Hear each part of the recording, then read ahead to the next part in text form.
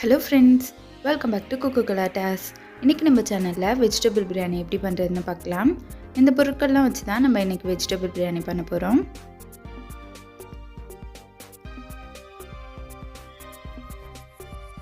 Vegetable biryani எப்படி பண்ணுறதுன்னு பார்த்துடலாம். இன்றைக்கி நான் குக்கரில் தான் செய்ய போகிறேன்.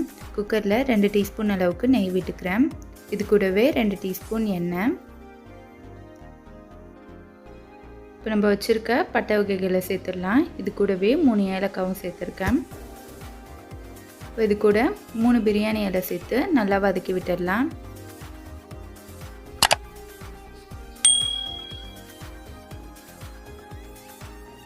நல்லா வதங்கின பிறகு இது கூடவே 7லேருந்து 8 முந்திரி பருப்பு அளவுக்கு சேர்த்துருக்குறேன். சேர்த்து நல்லா வதக்கி விட்டுக்கோங்க.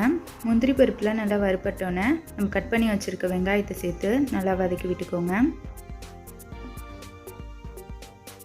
வெங்காயம் லைட்டாக வதங்கின பிறகு அது கூடவே நம்ம வச்சுருக்க இஞ்சி பூண்டு விழுதை சேர்த்து நல்லா வதக்கி விட்டுக்கோங்க.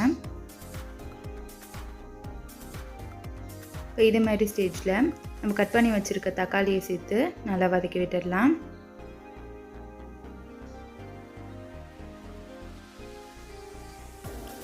இது கூடவே நம்ம கட் பண்ணி வச்சுருக்க பச்சை மிளகாயை சேர்த்து நல்லா வதக்கி விட்டுடலாம்.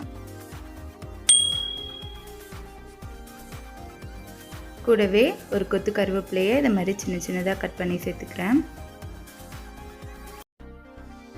இதெல்லாம் நல்லா வதங்கின பிறகு நம்ம கட் பண்ணி வச்சுருக்க காய்களை சேர்த்துடலாம். இன்றைக்கி நான் பீன்ஸ், கேரட், உருளைக்கிழங்கு இந்த 3த்தையும் வச்சு தான் வெஜிடபிள் பிரியாணி செய்கிறேன். எல்லா காய்கறியும் சேர்த்த பிறகு ஒரு தடவை நல்லா மிக்ஸ் பண்ணி விட்டுக்கோங்க.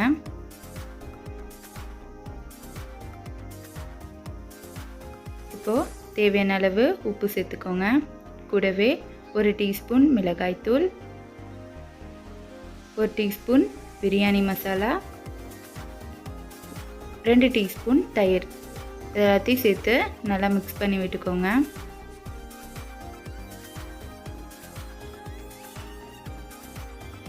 நான் இன்றைக்கி 2 டம்ளர் பாஸ்மதி ரைஸை 10 நிமிஷம் தண்ணியில் ஊற வச்சு தண்ணியை வடிகட்டி எடுத்து வச்சுருக்கேன். இது கூட சேர்த்து நல்லா மிக்ஸ் பண்ணி விட்டுடலாம்.